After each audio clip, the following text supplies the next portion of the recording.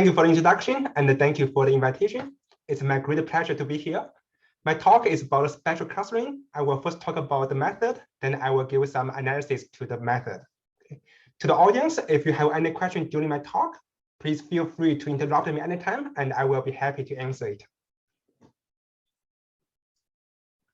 Okay, first, I would like to point out that the spectral clustering, the focus of today's talk, actually belongs to a big class of methods, the so-called spectral methods.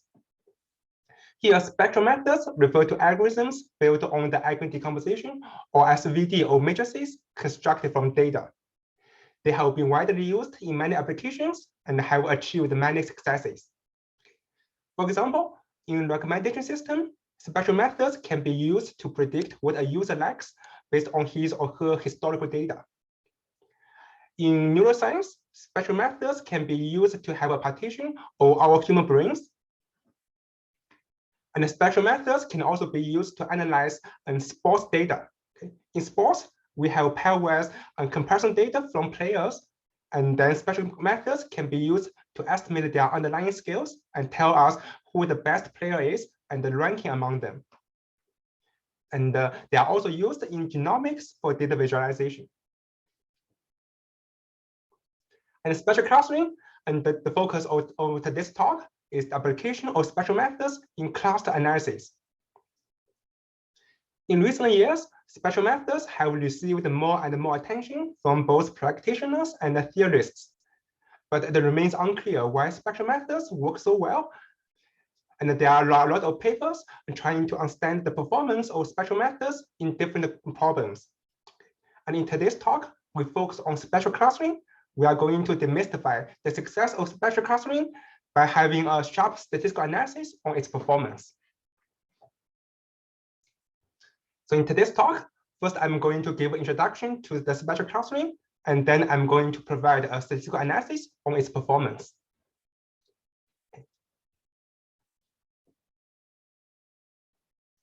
All right, and clustering is a fundamental task in statistics. And here I have some toy example, a dataset from NASA. This dataset is about exoplanets. So those are planets outside our solar system. And in this dataset, each exoplanet has two variables, orbital period and the radius of the planet. And because the dimension is only 2, so we can visualize everything in this two-dimensional plot. And then you can see there exists a cluster structure in the data. And in order to find out this cluster structure, we need to do clustering. And let's denote xi to be the ith data point in this data set. And xi is a vector or a column vector of dimension p. And in this example, p is equal to 2. And we further assume that we have n data points in a data set. And so we have x1, x2 towards xn. And then we can put them together into a data matrix. We call it X. So X is data matrix, and the dimension of X is P times N. And each column of this X is a data point. And once we have these notations, then we can do clustering. We can perform some clustering methods on those data points. For example, we can apply k-means. And for this particular example, and doing clustering is relatively easy because you can see the dimension is only 2. But when the dimension P is very, very large, then clustering directly on Xi is computationally expensive.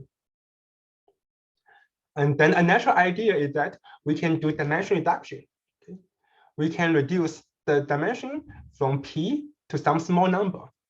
And then in this low dimension space, we can do clustering again. And the dimension reduction here can often be done by using some spectral decomposition. So this is the high-level idea for the so-called spectral clustering, is a spectral decomposition plus clustering.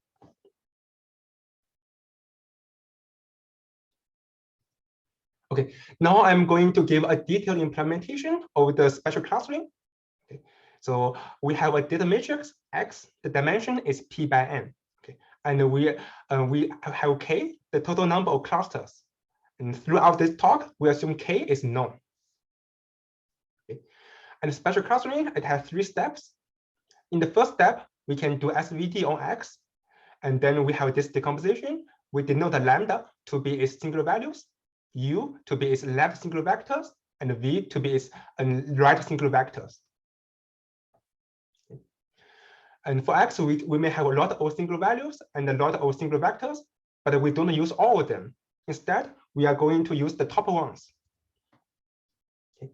So here, let's denote lambda K to be the matrix, to be a diagonal matrix, including the top K, the largest K singular values. So lambda K is a diagonal matrix with singular values from the largest one to the kth largest one. Okay. And it has 0 everywhere in all the off-diagonal entries. And then we have Vk is defined as the matrix, including the top K right singular vectors. Okay. And the dimension of Vk is n times k. So now we have 2 matrices, and then we can multiply them together. And then we have a new matrix. Let's call it X low. So X low is defined as the product of lambda K and Vk transpose. And then you can see the dimension of this new data matrix, X low, is K by n. Okay. So in this way, we reduce the dimension from P to K, and usually K is a small number, much smaller compared to P. And that's how we do dimension reduction here. And each column of this X low can be seen as a new data point, and then we can apply k-means on columns of X. So the third step of the spectral clustering is to perform k-means on those low dimensional embeddings.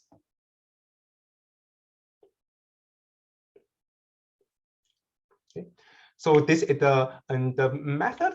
You can see it's very simple. And I have a few remarks on the method. The first remark is about those singular vectors. Okay. You can see here we use the top K right singular vectors.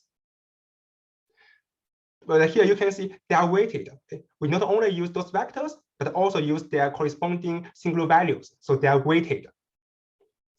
And this is because singular vectors, they are not of equal importance. Some are more important than the others. And the importance can be quantified by their corresponding singular values.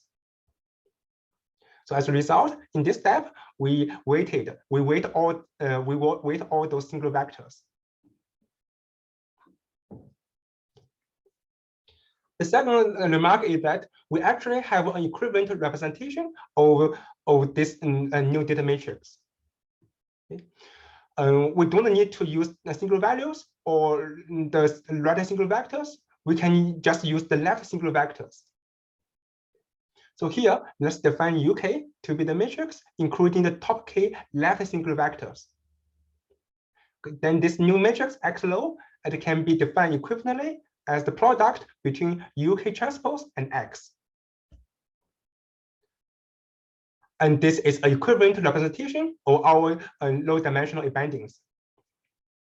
And the advantage of using this representation is that you can see each column of this X low matrix can be written conveniently as UK transpose XI.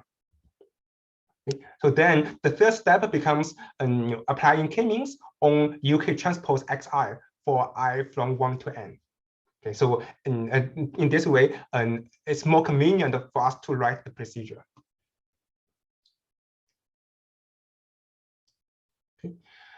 So you can see here, the spectral clustering, it has 3 steps. And the key step is this step, the dimension reduction step.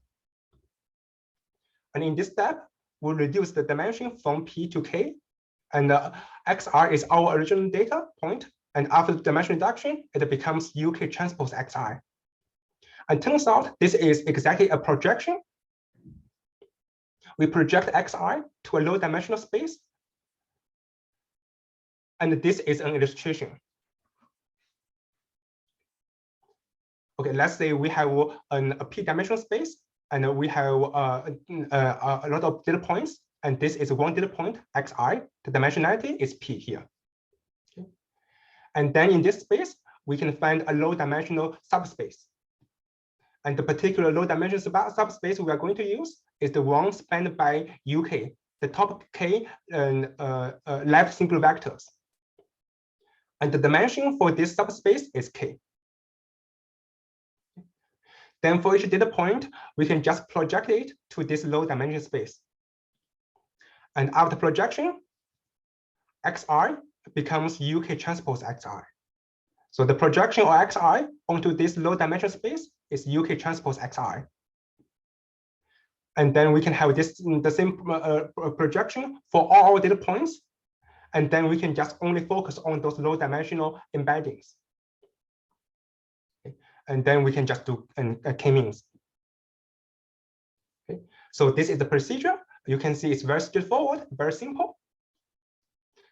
And thanks to this dimension reduction, spectral clustering is computationally appealing. And it has been widely used in many problems and it has achieved remarkable successes. For example, in single cell analysis, people use spectral clustering to find out different types of cells. And in network analysis, it can be used to discover community structure in networks.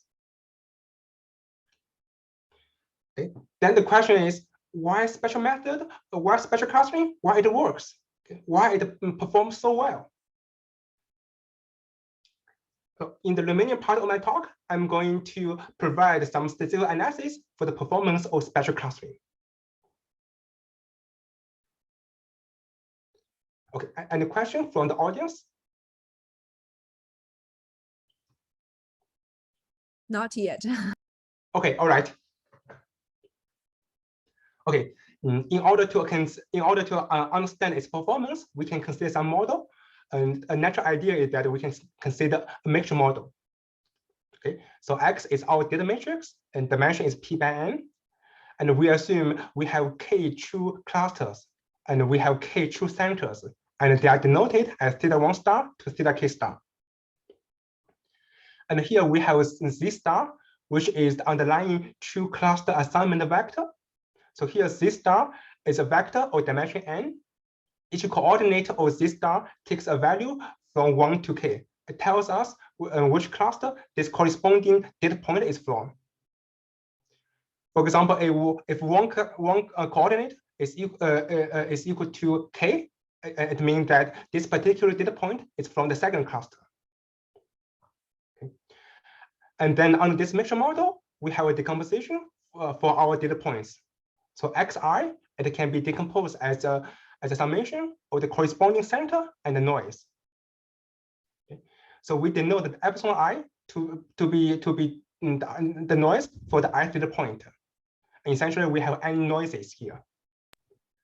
Alison, we have some question here from the audience. Okay. Yep. So can you see the Q&A box? Yes. Okay. Okay. So we have two questions. Both of them is about k, the number of clusters. So back to my algorithm here. I assume k is known, but in many problems, especially in a lot of datasets, k is unknown. So we need to estimate k. There are many methods to estimate k. Like one popular method is the so-called elbow method, which is about those single values. And we also have a way to choose k. So at the end of my talk, I'm going to provide a variant of the spectral clustering where we can do adaptive dimension reduction. Okay, so we can look at the single values, and then we pick one adaptive dimension there. So I'm going to go back to this problem at the end of my talk. Okay, I can read these two problems. And the first question is that how do we choose optimal k in the clustering? And then the second question is, what if we do not know k? So you can see they are all about k, the total number of clusters. I will get back to this problem at the end of my talk.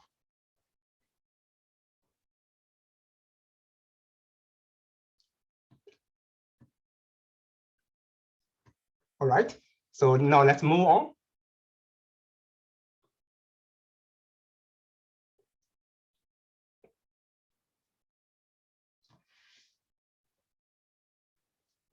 Okay, so this is the model. And on this mixture model, we have a decomposition or our xi is equal to the corresponding center plus some noise. Those centers, they are not observed, and this Z star is also not observed. And the goal of clustering here is to recover Z star from our data matrix X. Anderson, sorry, there's another question.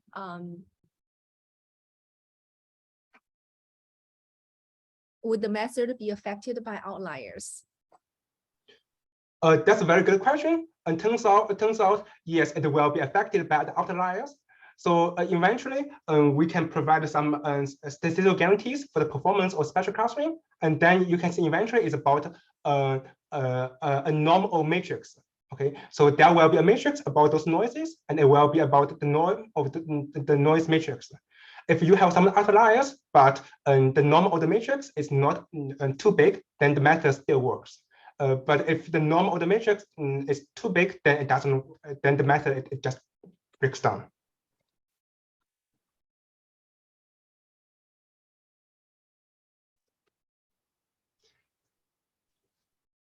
Okay, all right. So now let's go back here. Okay, so this is an illustration of the spectral of the mixture model. Okay, so in this illustration, we have two clusters. We have the first cluster here, and we have the second cluster here. And we have two centers, θ1 star and θ2 star. And we can look at this data point, and this data point in this illustration, it belongs to the first cluster. So it can be written as a summation of θ1 star plus noise epsilon I. And in this mixture model, even though I colored them by green and yellow, but we don't know, okay, so, but in practice, we don't know their cluster assignment. So we need to find out this cluster structure from the data.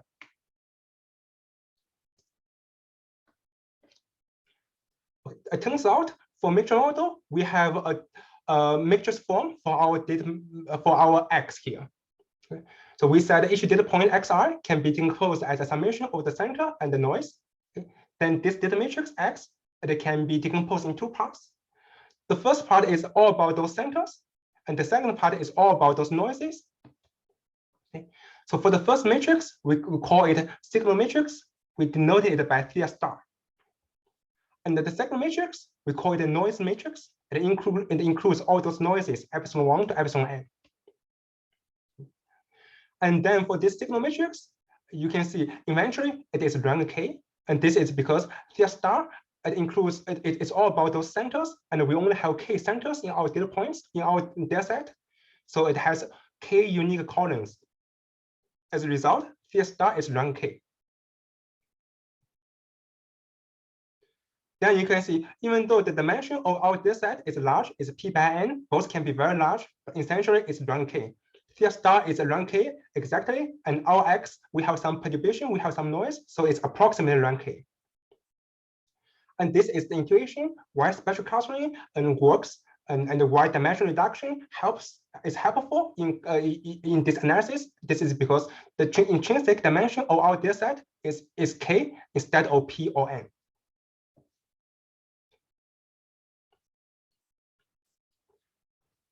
All right, so we have the ground truth, Z star, we want to estimate it. And then we have the output of the spectral clustering, Z hat. We would like to know how good Z hat is.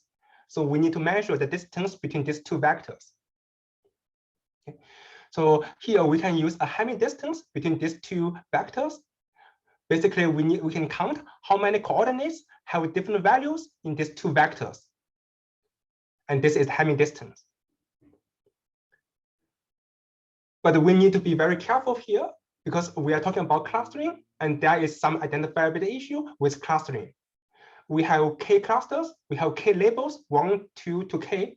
They're not identifiable, they're exchangeable. Okay. Here is an illustration. In this illustration, we have two clusters. I can call the first cluster the green cluster, the second one as the red cluster, or I can do it reversely. And that is, I can label this one as cluster 1, cluster 2 here, or I can label the first one as cluster 2 and then cluster 1 here. The equivalent because they give us the same partition of our data points. Okay. So as a result, we need to go over all possible permutations of 1 to k. So here we measure the distance, the Hamming distance between these two vectors up to a permutation. Okay.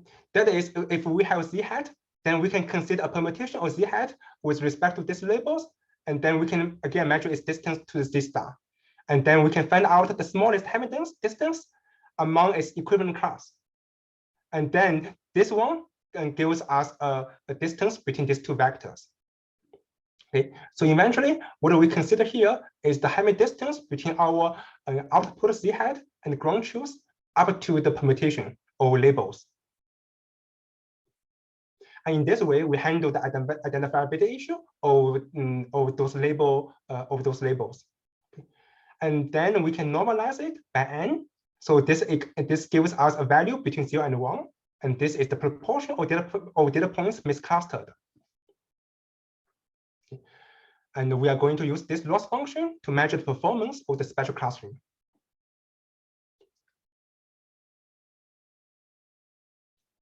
And there is one important quantity for the analysis is delta. So here delta is defined the minimum distance to among the centers. Okay. And in this plot, we only have 2 clusters. So delta is just the distance between θ1 star and θ2 star. If we have multiple ones, then it's defined as the minimum one. Okay. And then in theory, you can see if delta is large, it means that these 2 clusters are far away from each other, then clustering is easy. Okay. That's why delta can be seen as signal strength for mixed models.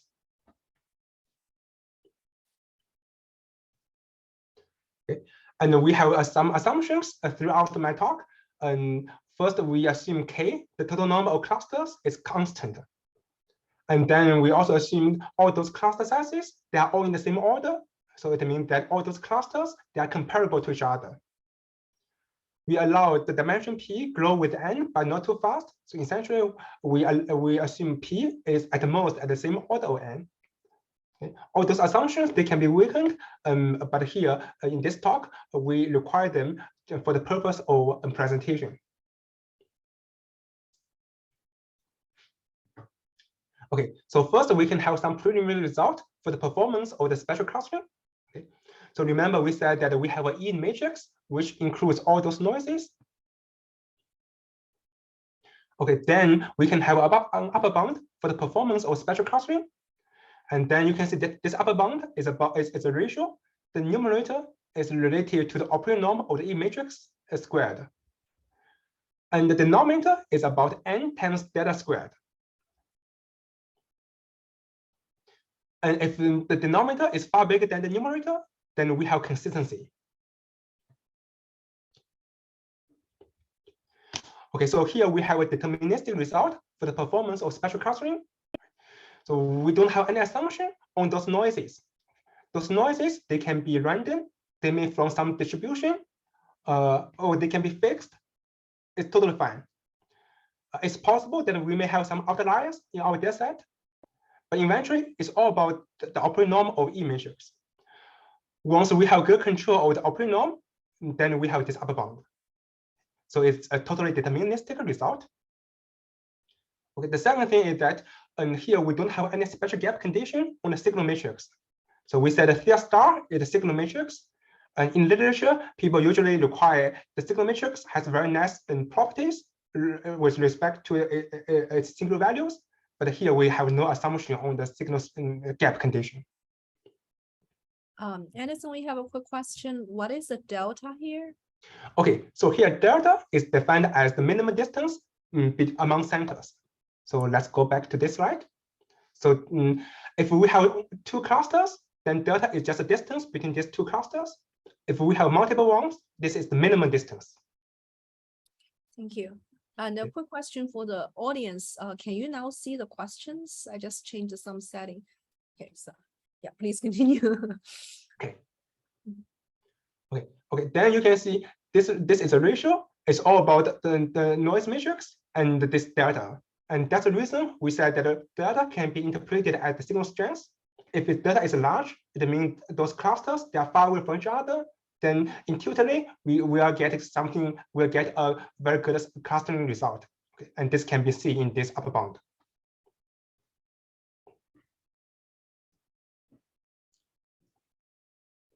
All right, now let's consider a special case where our mixture model is an isotropic Gaussian mixture model. Okay, that is, all the noises, they are normal. Okay, so each epsilon I is already multivariate normal with mean 0 and the sigma square identity matrix. Okay. Okay. If epsilon I follows this distribution, then we call it an isotropic Gaussian mixture model. Okay. In this case, we can provide an upper bound on the operator norm, and then it has an explicit formula for the operator norm, and then this upper bound, it can be simplified. So for this case, and eventually we can have this upper bound.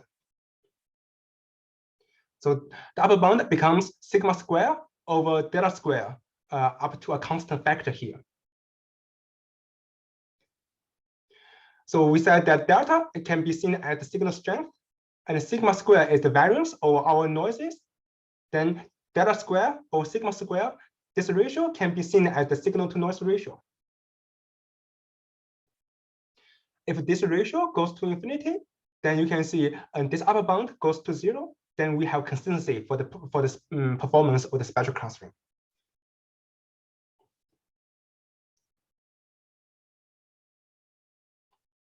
Okay, and so now we have upper bound for the performance of spectral clustering.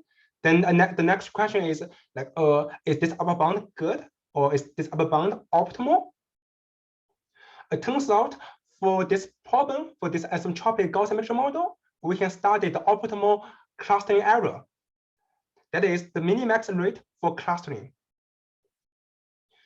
If we can consider all possible clustering methods, then how small the clustering error can be. That is, if we have some very good clustering error, if we apply this this procedure on this model, then how small the clustering error can be. It turns out the clustering error, the optimal clustering error, can be very small. It can be as small as this quantity here. Okay.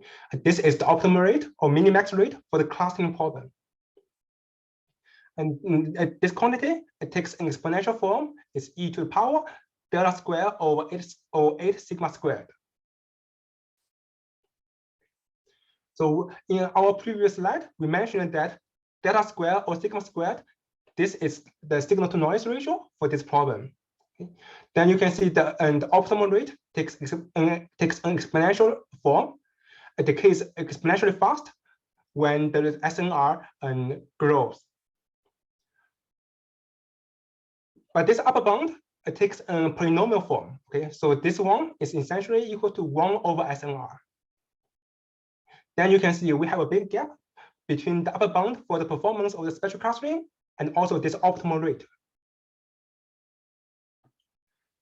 And in statistics, we always want to have some algorithm that achieve the optimal rate. That's why in the literature, spectral clustering is often used as an initialization for some very sophisticated algorithms in order to achieve the minimax rate.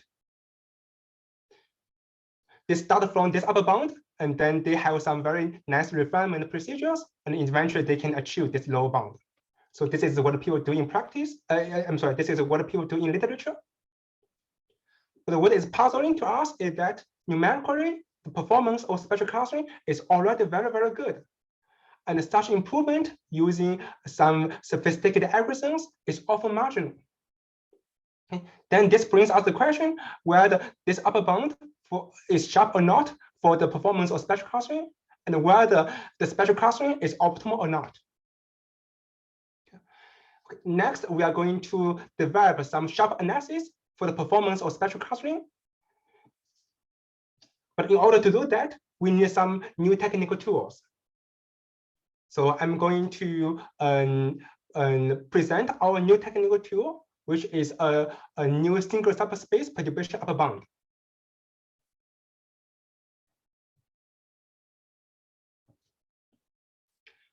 Okay, so now let's talk about perturbation theory. So let's forget about mixture models. Let's forget about clustering. let's just look at the two matrices, M and Y, where Y can be seen as a perturbation of M.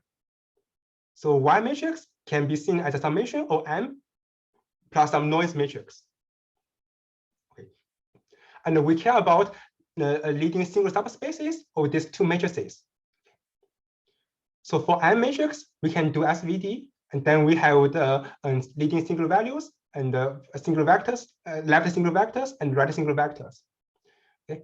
And for M matrix, we can define a UR to be a matrix including the top R left single vectors.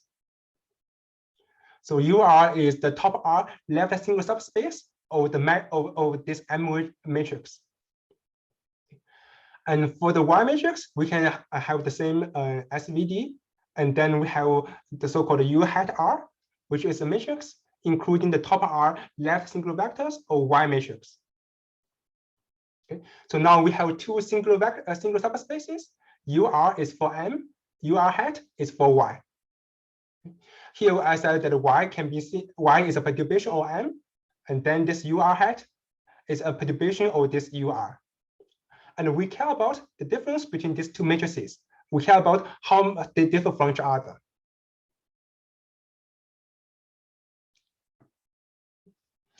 It turns out that we have some existing result from classical perturbation theory. We have Whiting theorem. Okay.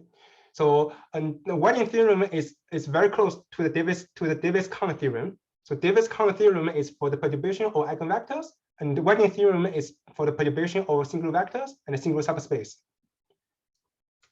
Okay, so Whiting theorem tells us the difference between these two single subspaces is upbounded by this ratio.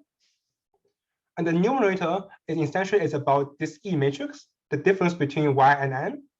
And the denominator is essentially about the difference between two singular values. So the denominator is about spatial gap. So this upper bound comes from classical theory, Whiting theorem, and it's convenient to use. But this upper bound is tight only in the worst case, and is suboptimal in many settings, particularly in the setting that I'm going to talk about next. Anderson, a quick question. What is the F norm? Okay, let's go back. So F norm is the Frobenius norm for a matrix. Here E is a matrix, and this is like a projection of E matrix. But anyway, this is another matrix. And for this matrix, and we can use the Frobenius norm here. So the so-called Frobenius norm is essentially a square root of sum of all entries squared. And so this is the Frobenius norm for this matrix. Thank you. Yeah. Okay, so now let's look at one very special case where these two matrices they differ by one column. Okay, so let's call so Y matrix. Let's say the columns of Y matrix are Y1, Y2, Yn minus 1, Yn. Okay, and in this special case, M is equal to Y except the last column here. That is, columns of M are Y1, Y2, Yn minus 1, then 0. So in this case, these two matrices, they are equal to each other except the last column. As a result, M can be seen as a leave one column out counterpart of Y. So, and this is an illustration. And here we have n data points, and then we have the leading single subspace UR hat. Then if we get rid of Yn, the last column, then we have a new dataset. And this new dataset gives us the matrix M. And for M, we can also figure out its leading single subspace UR. So as we mentioned in the previous slide, we care about the difference between these two single subspaces. And intuitively, and they should be close to each other because these two matrices, they only differ by one column. And how much they differ from each other is all about the last column. Now let's go back to Whiting theorem. So for this special case, and the upper bound from the Whiting theorem can be simplified. So in this case, the difference between these two single subspaces is upper bounded by a ratio, and now this ratio becomes a norm of the last column Yn. And to be more specific, it's about the orthogonal part of Yn. And here is an illustration. We have Yn, the last column. It can be seen as a data point. And then we have this space, single subspace UR. And Yn, we can project it onto this leading single subspace. And then we have the orthogonal part and the projection part. And this upper bound tells us what matters is this orthogonal part. So the norm of the orthogonal part is this one. So this is a result from the Wadding theorem. Now I'm going to show you our result. Our result tells us what matters. The difference between these two single subspaces is actually upper bounded by a product of two terms. Okay, the first term is exactly the term, the upper bound from the Wadding theorem. And then we have a new term, a new factor. If the second factor here is smaller than 1, then our upper bound is better than the upper bound from the Wadding theorem. Okay. The factor here is quite complicated, so I can simplify it with a loose upper bound. Then I have this corollary. Okay. So here we show that the difference between these two single subspaces is upper bounded by a product of two terms, and then the second term takes this form. Okay. You can see the second term here is related to the projection of Yn. The numerator is the norm of the projection of Yn, and the denominator is about R's largest single value of our data matrix.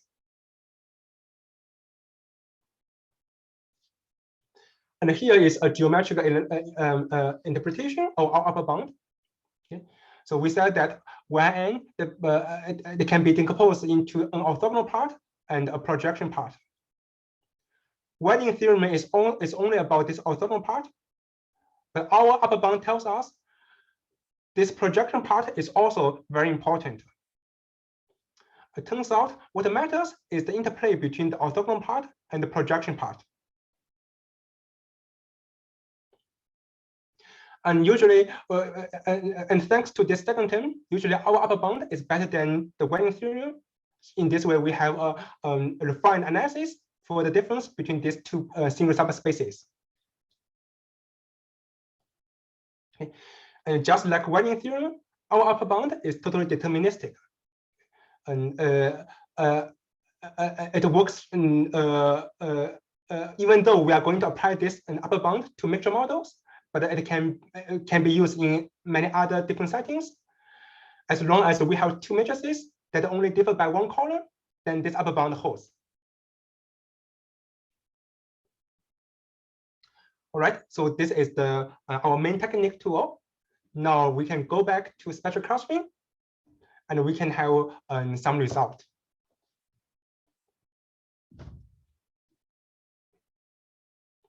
Okay, so and here is our result for sub-Gaussian mixture models. That is, we assume each noise epsilon I is sub-Gaussian. It's a sub-Gaussian random vector and of dimension p with some prime sigma squared. Okay. And all those noises that are independent from each other. And this is the so-called sub-Gaussian mixture model. And in order to utilize our new technical tool, we now have some signal gap condition on the signal matrix DR star. So we assume kth largest single value of the signal matrix DR star is not too small. Okay. If both conditions are satisfied, then we can have an upper bound for the performance of spectral clustering. And we can show now spectral clustering also has an exponential form. And this upper bound is e to the power, and then here is that square or 8O sigma squared.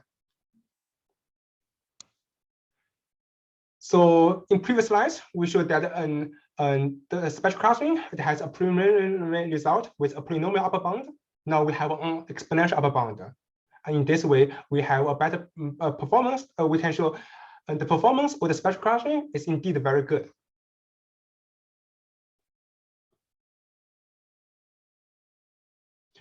Okay, so one question is that what is the meaning of the great delta here? Or it means that the kth, and there is a constant C here, such that the kth largest single value of the signal matrix is greater than C times square root and then sigma. So here I just had a constant. So it means that this is greater than this quantity up to a constant factor.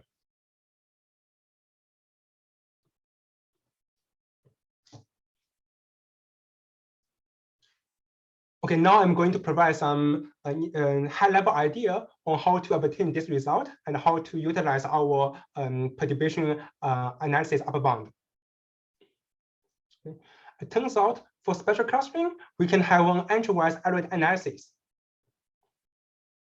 That is, we can just look at one data point, xi, and we can ask whether xi is misclustered or not in the spectral clustering. In this example, in this illustration, we have two clusters, and then we have two centers, θ1 star and θ2 star. Okay, and let's look at this particular data point, and let's say it's from the first cluster. So according to our mixture model, xi, it can be decomposed as summation of θ1 star and epsilon I.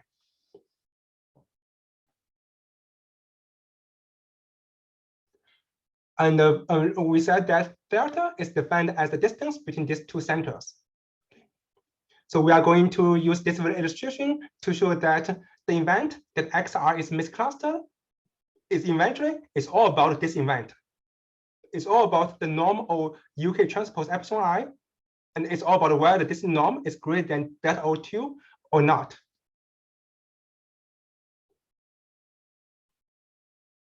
All right, so this is the mixture model, and all the data points, they are in their original space.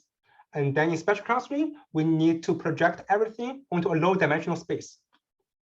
Okay.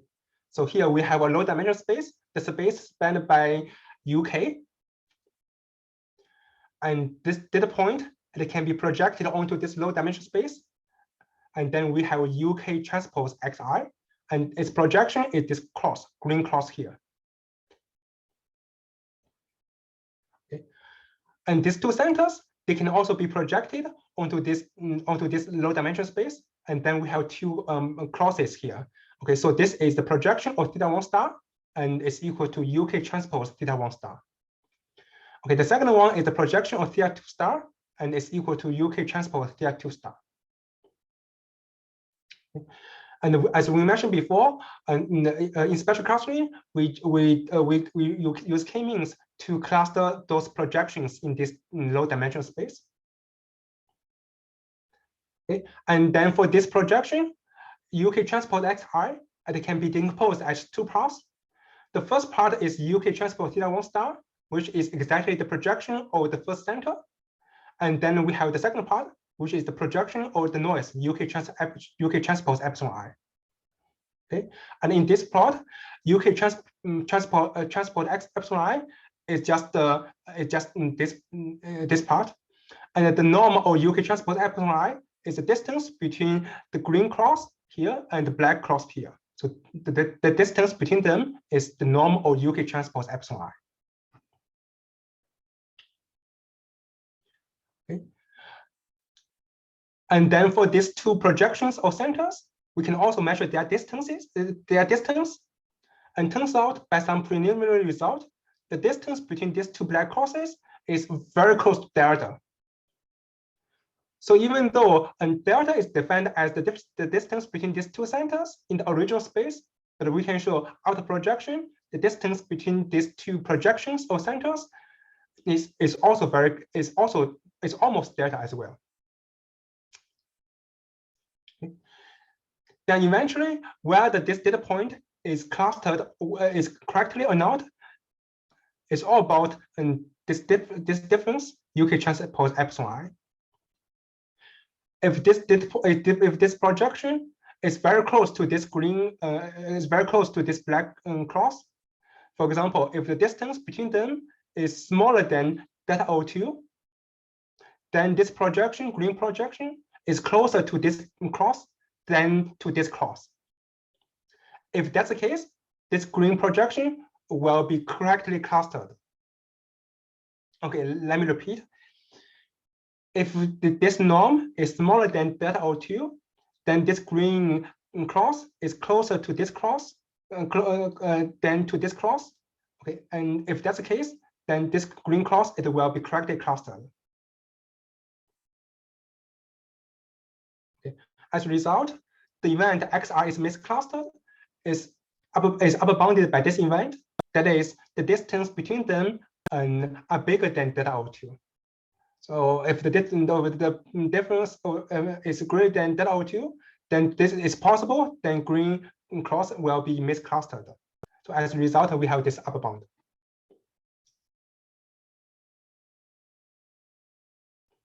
Okay, so eventually, and the idea is that we can have some Entrywise error analysis, and eventually it's all about the norm or UK transpose epsilon I. And because UK is a matrix with k orthogonal columns, so this norm is equal to this norm. So at the end of the day, it's all about how to analyze this event here.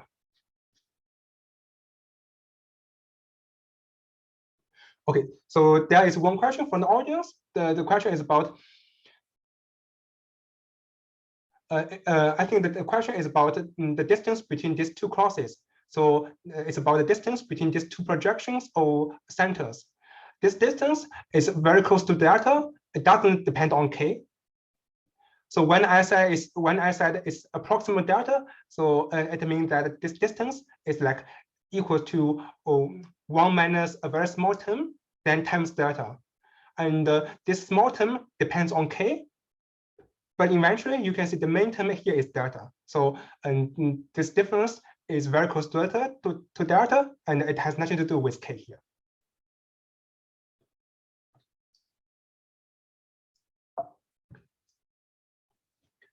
Okay, back here, I said that eventually what we care about is the norm of this this quantity here. If we have a good understanding about its tail probability, then it's all down here. But it's not easy to understand that this quantity here, because UK transpose, it depends on our data set, which includes the epsilon I. So these two parts, they depend on each other. So we need to decouple the dependence between them. In order to do that, we are going to replace this part by something close, but it's also independent of epsilon I. So we are going to introduce a new ith column out data matrix. So our original data matrix X is this one. Okay. It includes k. It includes n data points, n columns. Now we remove the ith data point. We zero out the ith data point, the ith column. Then we have a data matrix. We call it X negative I. And this X negative I is a new ith column out counterpart or X. And for this data matrix, we can define UK negative I to be the leading single subspace, including the top k level single values, including the top k level single vectors. Okay, a good thing about this UK negative I is that intuitively it is very close to UK, and UK negative I is independent on epsilon I. So here we can have we can use triangle inequality, and then this quantity can be upper bounded by a summation of two terms. Okay. The first term is UK negative I times epsilon I, and then the second term is just the difference between them. If we only have the first term, then we are very happy, because UK negative I is independent of epsilon I, and epsilon I is sub-Gaussian. So then this product is also sub-Gaussian. Then we can understand its tail probability. We can use some concentration inequality, such as some Hansen-Riley inequality, to figure out its tail probability. Okay, but here we have the second term. But the idea is that the second term here is very small, because the second term here eventually is related to the difference between these two single subspaces. And this is where we can apply our new technical tool. We can show that this difference is very, very small. So eventually, the second term here is negligible compared to the first term. So eventually, this Entrywise event, whether xi is misclustered or not, is all about this event.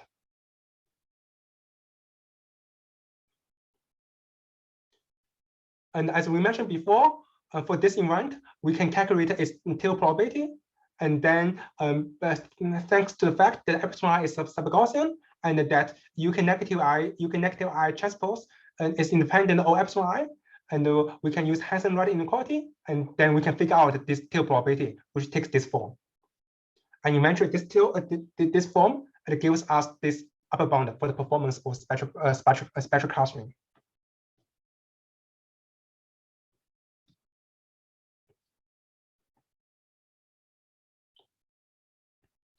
Okay, so this is how we obtain this upper bound, and you can see in the analysis, the key idea is that we replace this UK transpose by its leave one out counterpart, and then we can control the difference, and then we can use the sub-Gaussianity and independence to figure out some tail probability, and this tail probability leads to our upper bound here.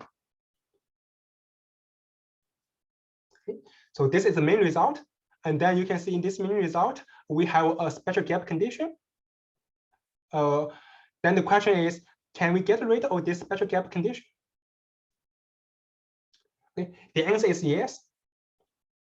The idea is that we don't need to, we can have some adaptive dimension reduction.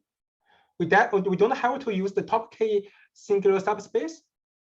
We can pick some R adaptively that is smaller than K, and use the top R single subspace instead. And here is a variant of spectral clustering with adaptive dimension reduction. It has 4 steps.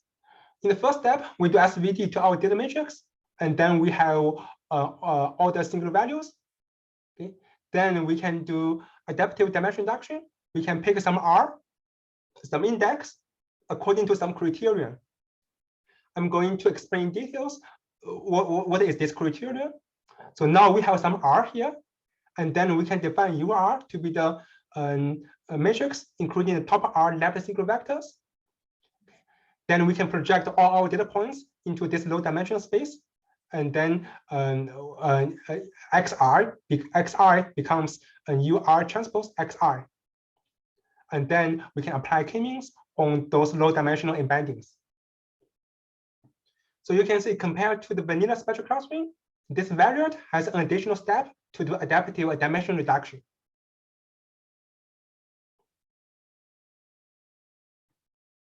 Okay, now I'm going to explain in details how the adaptive dimension reduction is performed. First, we have all single values. They are sorted from the largest one to the smallest one. Then we can calculate the difference between any 2 consecutive single values. And for each difference, we can ask whether this difference is greater than some threshold or not. Okay. And then among all those differences that are greater than this threshold, we are going to pick the largest index that is smaller or equal to K. And this index gives us the adaptive dimension R. And here is an illustration.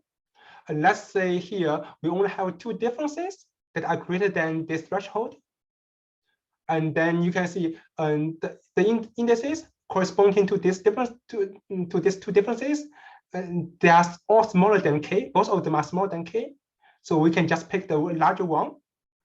So eventually we pick this index as our adaptive dimension, and this is our R.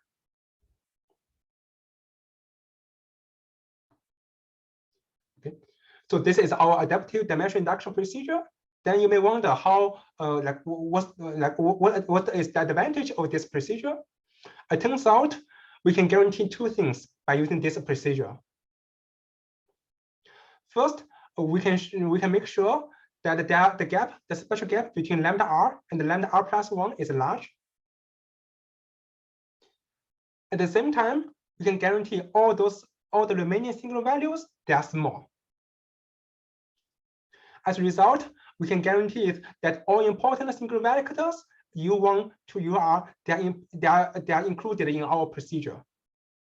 And we can make sure that all the remaining single vectors, UR plus 1, UR plus 2, they are not important. In other words, by using this procedure, we can make sure that all important single vectors are included in our spectral clustering, and all and those that are not used in our procedure are not important at all. And then for this evaluate or spectral clustering, we can have an analysis, and eventually we can show that this evaluate also achieves an exponential upper bound. And when the mixed model is sub-Gaussian. And in this way, we get rid of this special gap condition.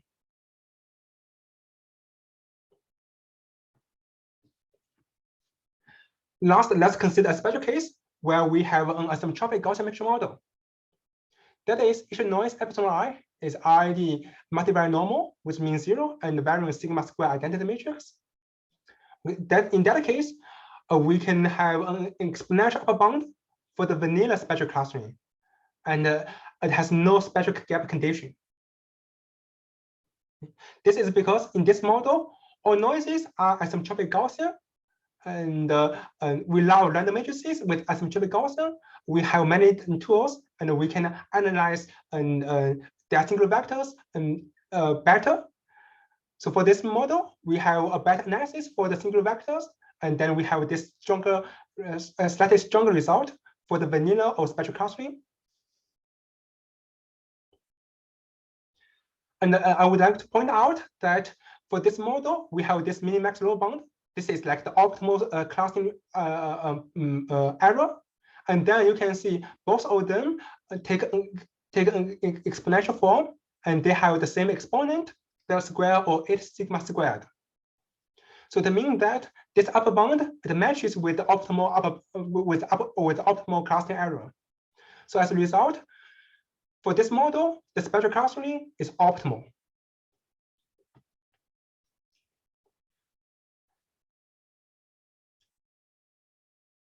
So we know spectral clustering, it performs very well numerically, and from this theorem, we provide theoretical guarantees for the performance of spectral clustering. And for isotropic Gaussian model, our result shows that spectral clustering is indeed optimal statistically.